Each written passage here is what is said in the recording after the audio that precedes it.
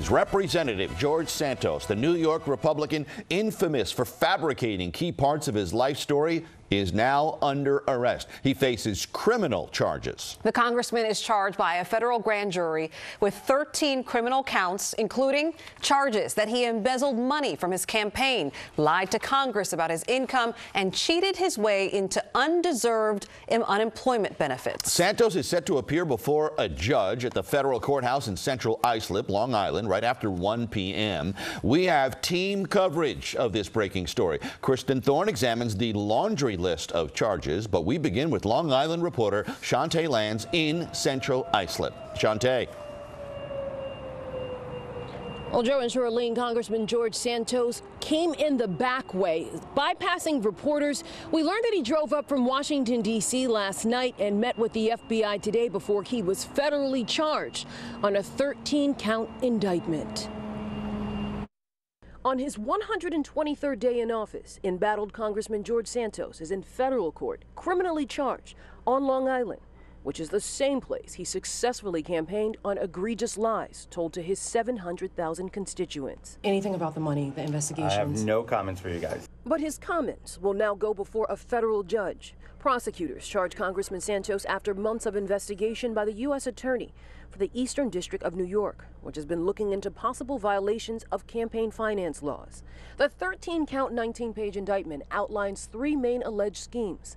Donor fraud. Santos and an unnamed Queens-based political consultant allegedly defrauded donors by convincing them to contribute to an LLC he controlled under the false pretense that the money would be used to support his candidacy. Unemployment fraud. Santos is accused of fraudulently applying for and receiving unemployment benefits when he was employed and running for Congress. Meanwhile, Congressman Santos is co-sponsoring a bill that would crack down on unemployment fraud.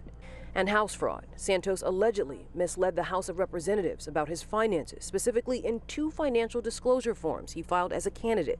He's accused of lying about earning a $750,000 salary. Santos has admitted to lying about his employment, education, and family history, but has denied any legal wrongdoing. It's a great day to be a Republican, and it's a great day to announce re-election. Last month, the 34-year-old announced he will run again, despite previously saying he wouldn't. Santos even posting a link online to collect campaign donations. It's a bold move, drawing strong criticism and outrage from both New York Republicans and Democrats. Congressman Richie Torres from the Bronx filed a complaint about Santos's financial disclosures with the House Ethics Committee. For me, the million-dollar question is, where did all the money come from? That is the unanswered question at the heart of the scandals surrounding George Santos. Nassau County GOP Chair Joe Cairo has already denounced Santos. How will this end for George Santos? Sad.